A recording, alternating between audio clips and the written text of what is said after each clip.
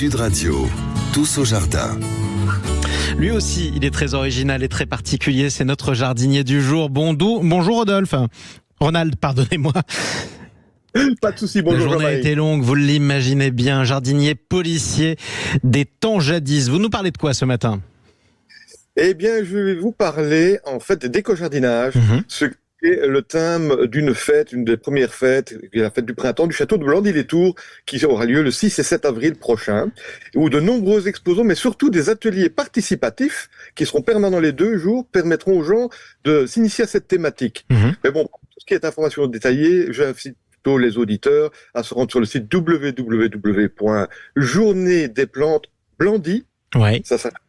.fr, et là ils auront toutes les informations utiles pour s'y rendre ou voir ce qui les intéresse en particulier. Dites-moi ce que c'est, juste la définition du terme éco-jardinage, parce que j'entends éco un peu tout aujourd'hui, et un peu tout et n'importe quoi. Le jardin c'est dans la nature, donc par définition c'est écolo, non ?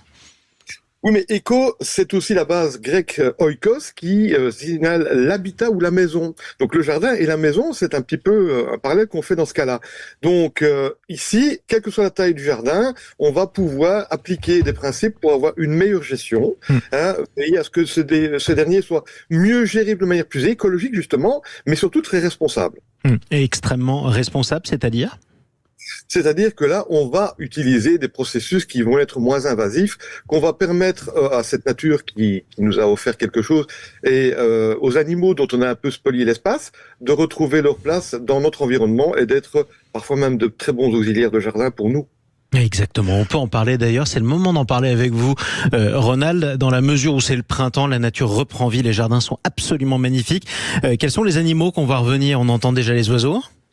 Alors, les oiseaux, et pour les oiseaux, donc, il y aura comme conseil le fait de ne plus tailler les haies à partir de maintenant et jusqu'à fin août, sauf une nécessité absolue qui serait liée à un degré de sécurité, bien entendu. Oui. Mais ça permet de conserver justement toute cette biodiversité qui est reprise dans les haies et particulièrement les nids des oiseaux, parce que ce sont eux qui vont vous débarrasser d'une partie des insectes qui seraient inopportuns et qui vont commencer à abonder s'il n'y a plus de prédateurs naturels. Et les autres auxiliaires de jardinage, c'est quoi ? Alors, on va passer dans son jardin, on en parle beaucoup, on en voit beaucoup un petit peu partout d'ailleurs dans toutes les surfaces, que ce soit des magasins de jardinage ou autres, des hôtels à insectes.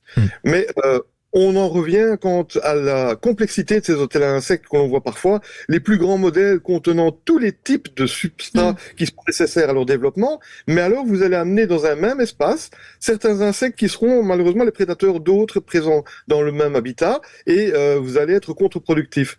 Bon, je préconise plutôt des hôtels à insectes qui sont monogames, donc avec un seul type d'insecte. Par exemple, vous allez pouvoir installer chez vous, c'est facile à trouver dans la nature, il faut même pas les acheter, de belles grosses pommes de pin.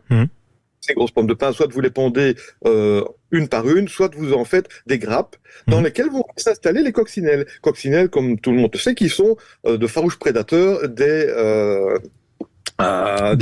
pucerons, exactement. Et les pucerons sont un fléau pour le jardinage. Bon, et puis on a aussi des petits animaux à 4 pattes qui sont très mignons et qui sont de vrais auxiliaires. J'ai un hérisson, sachez-le, dans le mien, il est trop mignon en plus. Voilà, c'est beau. Le printemps, faut le dire. Regardez les arbres autour de vous, écoutez les oiseaux recommencer à chanter.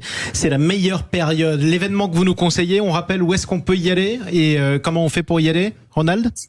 Donc, soit vous allez sur le site pour avoir tous les moyens de transport, www.journéedesplantesblandy, c'est BLANDY.fr, soit à ce moment-là, vous allez simplement réserver votre week-end ou un jour du 6 et 7 avril prochain, et vous aurez la possibilité de participer à plein d'animations, plus la visite du château, qui est un très gros château, vraiment une forteresse médiévale. Donc, c'est multiplier le plaisir de la sortie avec la découverte et la possibilité d'apprendre plein de choses intéressantes. Et c'est pour ça que c'est toujours passionnant. Un jour, on fera, un barbecue dans un beau jardin avec vous et Sandrine Debruyne, pourquoi pas. Merci beaucoup, Ronald Delmande, jardinier policier des temps jadis.